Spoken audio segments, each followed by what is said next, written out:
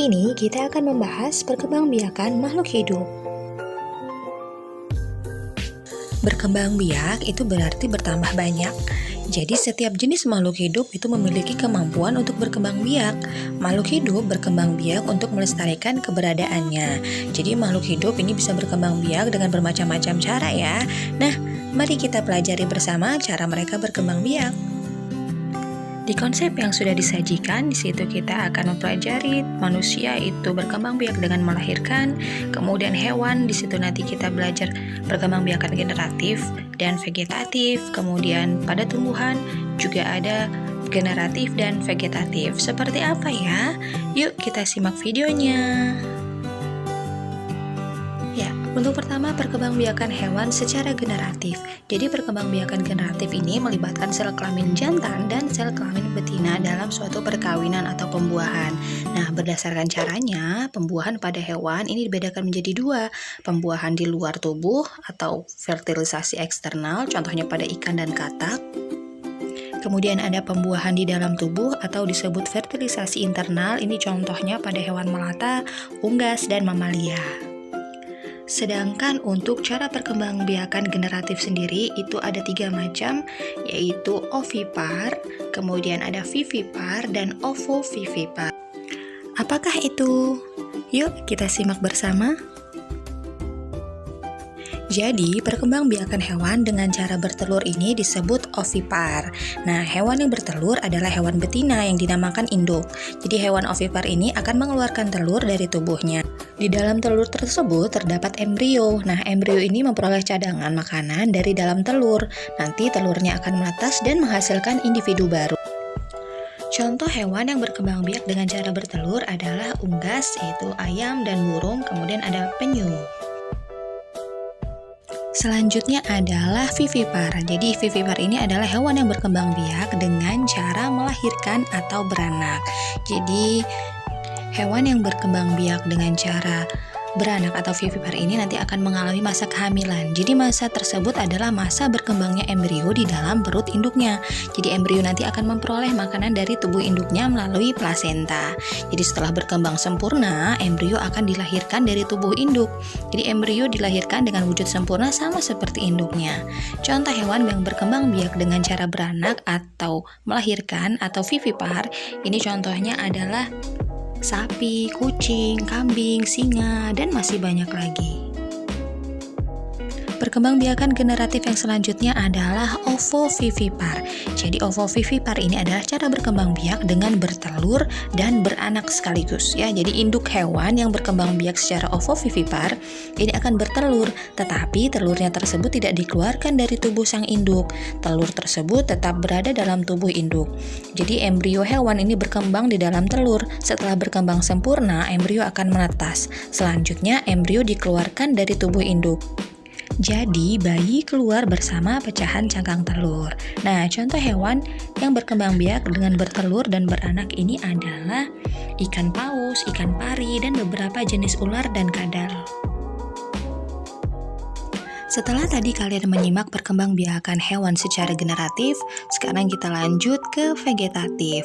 Nah, perkembangbiakan hewan secara vegetatif ini dibagi menjadi 3, dengan bertunas, membelah diri, dan fragmentasi. Jadi, perkembangbiakan secara vegetatif itu tidak memerlukan sel kelamin ya. Jadi, individu baru ini bisa muncul dengan beberapa alat perkembangbiakan. Nah, untuk yang pertama adalah tunas. Jadi, tunas ini terbentuk dari dinding tubuh induk yang menonjol. Kemudian tunas ini dapat tumbuh membesar. Nah, setelah besar, tunas akan memisahkan diri dari induknya. Selanjutnya, tunas tumbuh menjadi individu yang baru. Nah, contoh hewan yang berkembang biak dengan tunas adalah hidra.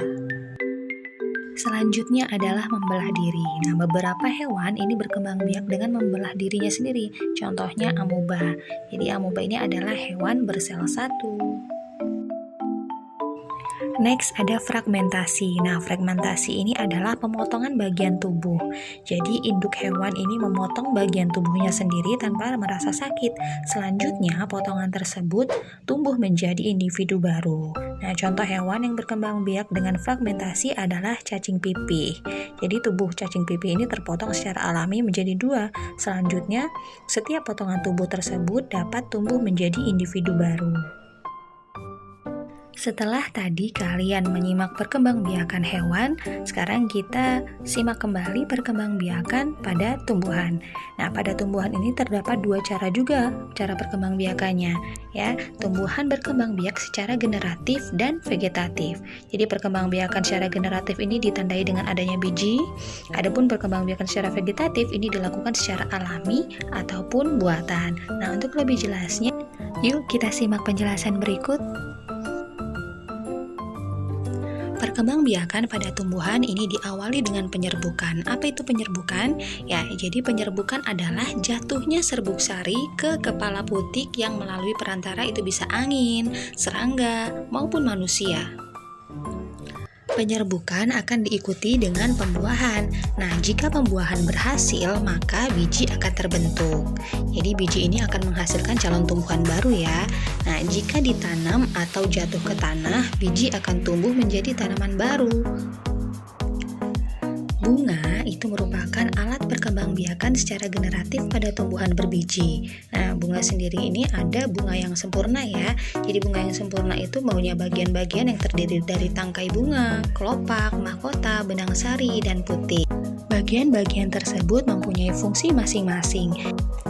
Jadi, jika terdapat bunga yang tidak ada salah satu bagian dari yang sudah disebutkan tadi, maka bukan disebut bunga yang sempurna. Gambar yang kalian lihat itu adalah proses penyerbukan atau fertilisasi ya. Jadi apabila serbuk sari itu jatuh ke kepala putik, jadi serbuk sari atau benang sari itu adalah alat kelamin jantan pada bunga ya. Itu jatuh ke kepala putik alat kelamin betina, maka terjadilah penyerbukan. Nah, serbuk sari itu lalu tumbuh membentuk buluh serbuk sari. Nah, buluh serbuk sari ini mempunyai dua inti. Setelah mencapai bakal biji, maka kedua inti buluh serbuk sari tadi akan membuahi kedua inti bakal biji. Nah, sel telur atau ovum yang dibuahi tumbuh menjadi biji. Calon lembaga yang dibuahi tumbuh menjadi lembaga atau endosperm. Jadi lembaga atau endosperm ini merupakan cadangan makanan atau tempatnya ya, tempat cadangan makanan bagi biji. Selanjutnya nanti biji tumbuh dan membentuk bakal tunas. Bersamaan dengan itu, bakal buah ini tumbuh menjadi buah. Nah, bakal tunas itu merupakan calon tumbuhan baru. Jadi, jika biji yang telah matang itu ditanam, maka tanaman baru akan tumbuh. Tadi kita sudah mempelajari perkembangbiakan generatif pada tumbuhan. Yang selanjutnya adalah perkembangbiakan vegetatif pada tumbuhan. Perkembangbiakan secara vegetatif adalah perkembangbiakan makhluk hidup yang terjadi tanpa melalui perkawinan. Nah, di sini perkembangbiakan vegetatif ini hanya melibatkan satu induk saja. Jadi makhluk hidup berasal dari tubuh induknya atau satu induk. Karena hanya melibatkan satu induk ya, maka makhluk hidup baru memiliki sifat biologis yang sama dengan induknya. Jadi perkembangbiakan secara vegetatif ini dikelompokkan menjadi dua macam. Ada perkembangbiakan vegetatif alami dan perkembangbiakan vegetatif buatan. Apa bedanya ya? Pada perkembangbiakan secara vegetatif alami, makhluk hidup baru ini terbentuk tanpa bantuan manusia ya, jadi alami. Ada umbi lapis, jadi umbi yang berlapis-lapis dan di tengahnya tumbuh tunas, itu namanya umbi lapis. Jadi tumbuhan yang berkembang biak dengan umbi lapis ini antara lain bawang merah, bawang bombay, bawang putih, bunga bakung, dan bunga tulip. Perkembangbiakan vegetatif alami yang selanjutnya adalah umbi batang. Nah, kalian sudah tahu kan ubi jalar dan kentang? Jadi ubi jalar dan kentang ini merupakan jenis umbi yang mudah kita jumpai. Umbi pada ubi jalar dan kentang ini sesungguhnya adalah batang yang tumbuh ke dalam tanah. Jadi ujung batang tersebut menggembung membentuk umbi untuk menyimpan cadangan makanan, terutama zat tepung. Jadi jenis umbi ini disebut umbi batang. Yang selanjutnya adalah geragi. Jadi batang yang tumbuh menjalar di atas atau di bawah permukaan tanah ini disebut geragi. Jadi tunas pada buku-buku batang itu dapat tumbuh menjadi tumbuhan baru. Jadi ujung geragi yang menyentuh tanah akan membelok ke atas. Pada bagian bawah geragi akan muncul akar serabut. Jadi walaupun tetap berhubungan dengan induknya, namun tumbuhan baru itu tidak bergantung pada induknya. Contoh tumbuhan bergeragi di atas permukaan tanah adalah arbei, pegagan, dan semanggi. Sedangkan yang bergeragi di bawah permukaan tanah adalah rumput teki. Selanjutnya akar tinggal. Nah, akar tinggal atau disebut rizoma ini merupakan batang yang tertanam dan tumbuh di dalam tanah. Contoh tumbuhan yang berkembang biak dengan akar tinggal adalah jahe, lengkuas, temulawak, kunyit, dan rumput. Lalu ada tunas. Nah, tumbuhan ini dikatakan berkembang biak dengan tunas apabila tunas dari tumbuhan induk tumbuh menjadi tumbuhan baru. Coba kalian perhatikan pohon pisang. Jadi tunas pohon pisang tumbuh dari pangkal batang pohon pisang induk di dalam tanah. Tunas pohon pisang itu tumbuh menjadi pohon pisang baru, tak jauh dari pohon pisang induk dan membentuk rumpun.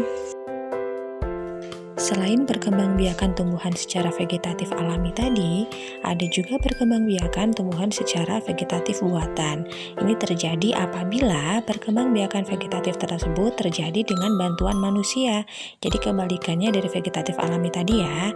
Nah, mari kita mempelajari beberapa cara perkembangbiakan tumbuhan secara vegetatif buatan. Di antaranya mencangkok, okulasi, sambung, stek batang, dan merunduk. Mencangkok adalah membuat cabang batang tanaman menjadi berakar. Ini dilakukan pada cabang yang dekat dengan batang.